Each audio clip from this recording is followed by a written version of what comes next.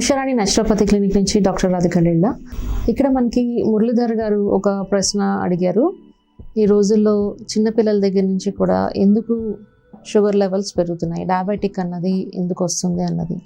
Diabetic ఎందుకు వస్తుంది అంటే ఈ రోజుల్లో ప్రతి ఒక్కరికి కూడా అసంతృప్తి ఎక్కువైపోయిందండి.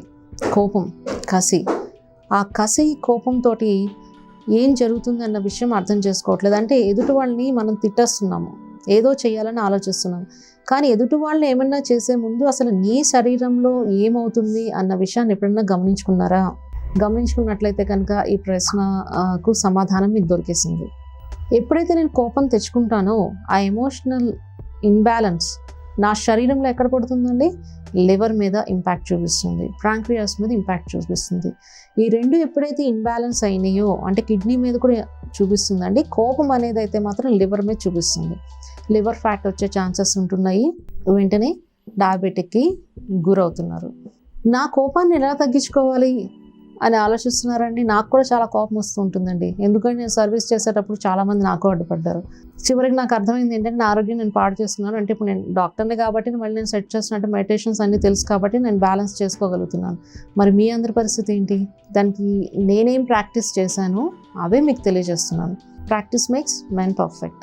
సింపుల్గా మీకు కోపం వచ్చిన సమయంలో ఒక పేపర్ పెన్ తీసుకోండి.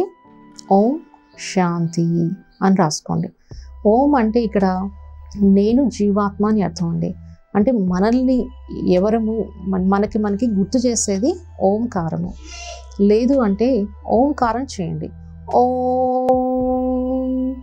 ఎప్పుడైతే మీరు ఓంకారం చేశారో ఆటోమేటిక్గా మీ శరీరంలో మీకు తెలియని వైబ్రేషన్స్ అన్నవి ఉంటాయి.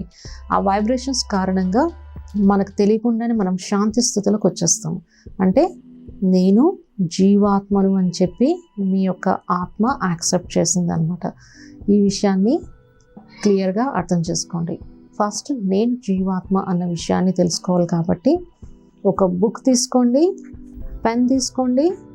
నేను జీవాత్మను, చైతన్యవంతమైన శక్తిని అని చెప్పి మీరు ఎన్నిసార్లు అనుకోగలిగితే అన్నిసార్లు అనుకోండి, ఎన్నిసార్లు వ్రాయగలిగితే అన్నిసార్లు వ్రాయండి.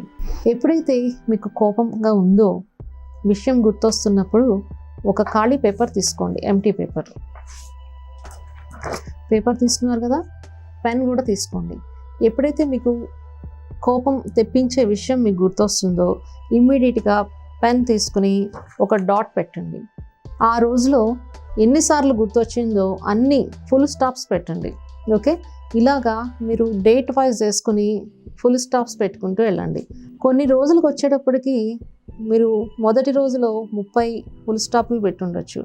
కానీ 15 రోజుల తర్వాత నాకు తెలిసి 1-2 ఫుల్ స్టాప్లు పెడతారండి. ఆటోమేటిక్గా మీలో కోపం అన్నది కంట్రోల్ అయిపోయింది. ఎప్పుడైతే కోపం కంట్రోల్ అయిందో నెగిటివ్ థింకింగ్ నుంచి ఆటోమేటిక్గా మీ వైబ్రేషన్స్ అన్నీ కూడా పాజిటివ్గా మారిపోతాయి. అంటే ఐఎమ్ నాట్ ఓకే అన్న స్టేట్ ఆఫ్ మైండ్ నుంచి I'm okay, you are okay అన్న స్టేట్ ఆఫ్ మైండ్కి వచ్చేస్తాం. ముందంతా ఎలా ఉన్నామండి? I'm not okay, you are not okay. అంటే నేను బాగాలేదు కాబట్టి నిన్ను కూడా బాగుండనివ్వను, నిన్ను కూడా నేను ఏదో ఒకటి చేస్తాను అన్న స్థితిలో ఉన్నదాన్ని మనం ఏం చేసాము? ఈ ఫుల్ స్టాప్ వాడటం వల్ల, నేర్చుకోవడం వల్ల ఏం జరిగిందండి? I'm okay, you are okay. అంటే సర్వే జన సుఖినో భవంతు, నేను బాగుండాలి, నువ్వు బాగుండాలి అన్న స్థితిలోకి మనము వచ్చేస్తాము. వచ్చినప్పుడు ఏం జరుగుతుందండి? మన యొక్క పాజిటివ్ వైబ్రేషన్స్ వల్ల ఎవరికి కనెక్ట్ అయిపోతాము? ఆటోమేటిక్గా పరమాత్మకి కనెక్ట్ అయిపోతాము. పరమాత్మ స్నేహి హస్తాన్ని మనం ఎప్పుడైతే అందుకుంటామో నాలో ఎలాంటి నెగిటివ్ థింకింగ్ ఉన్నా కూడా ఆటోమేటిక్గా అవన్నీ కూడా పాజిటివ్గా మారిపోతూ ఉంటాయి. పాజిటివ్గా మారినప్పుడు ఏమవుతుందండి? కోపం అన్నది కంట్రోల్ అయిపోతుంది. అంటే భార్యాభర్తల విషయంలో తీసుకోండి, లేదంటే ఫ్రెండ్స్ విషయాల్లో తీసుకోండి. ఏ స్థితికి వస్తాం మనము?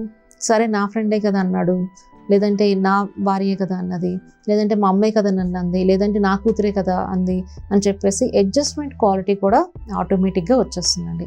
ఎప్పుడైతే నేను జీవాత్మ అన్న విషయాన్ని మీరు గ్రహిస్తారో మీరు ఎవరికి కనెక్ట్ అయిపోతారు? ఆటోమేటిక్గా పరమాత్మకి కనెక్ట్ అవుతారు.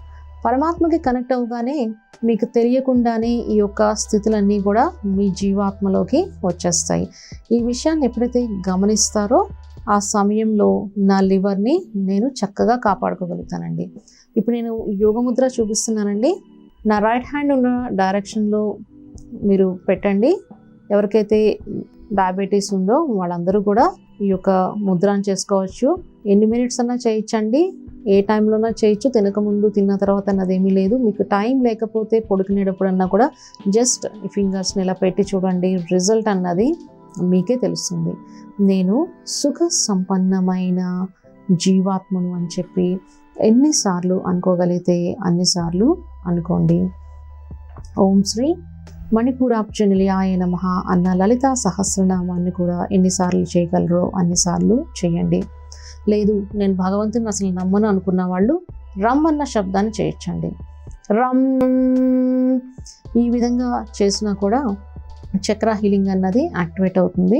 అంటే మణిపూరాబ్జ చక్రాన్ని యాక్టివేట్ చేస్తే కనుక ఆటోమేటిక్గా మన శరీరంలో ఉన్న డయాబెటీస్ లెవెల్స్ అన్నీ కూడా కంట్రోల్కి వచ్చేస్తాయి. ఫస్ట్ మన ఆలోచన సరళిని మనము కంట్రోల్ చేయడానికి నేను బిందు, బాబా బిందు, డ్రామా బిందు అని చెప్పి అనుకోవటం నేర్చుకోండి. ఇక్కడ మళ్ళీ చెప్తున్నానండి, బాబా అంటే నేను వేరే ఎవరిని ఉద్దేశించి చెప్పట్లేదు, స్వయంగా పరమాత్మని ఈశ్వరుణ్ణి ఉద్దేశించి చెప్తున్నాను. ఈశ్వరుని ఇక్కడ మనం తండ్రిగా భావిస్తున్నాము. బాబా అంటే తండ్రి అన్న అర్థంలో ఇక్కడ ఈజీగా ఉండటానికి బాబా అన్న వర్డ్ యూస్ చేస్తున్నాను.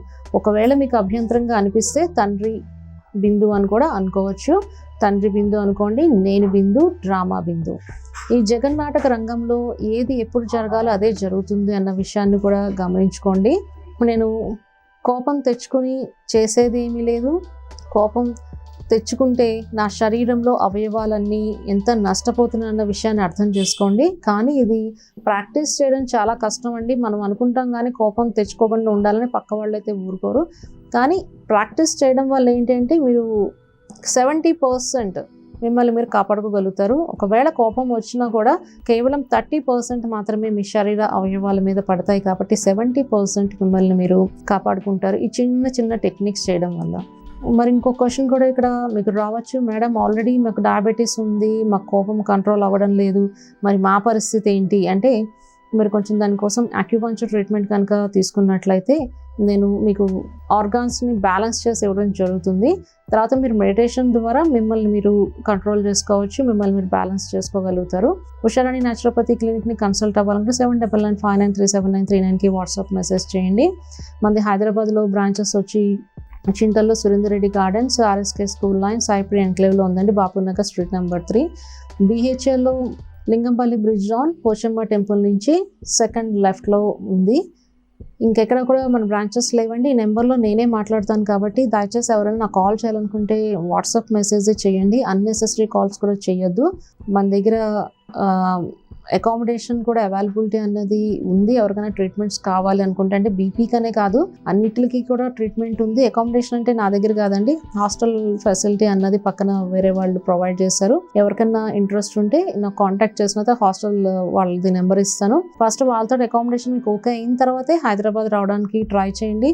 చాలా మంది అంటే ఊర్ల నుంచి నాకు ఫోన్లు చేస్తున్నారు కానీ వాళ్ళు రాలేకపోతున్నారు. అనవసరంగా మీ టైం వేస్ట్ చేసుకోవద్దు, నా టైం వేస్ట్ చేయొద్దు. దయచేసి మీరు మాత్రం ఎవరికైనా కుదిరిన వాళ్ళు ఫస్ట్ నాకు వాట్సాప్ మెసేజ్ చేయండి. అకామిడేషన్ మీకు ఓకే అయితేనే నన్ను కాంటాక్ట్ అవ్వండి. లేదు అంటే టైం కోసం వెయిట్ చేస్తూ ఇక్కడ చూపించిన టెక్నిక్స్ మెడిటేషన్లో ఆత్మిక స్థితి పరంగా మీరే స్పిరిచువల్ సెల్ఫ్ డాక్టర్స్గా తయారవడానికి ట్రై చేయండి.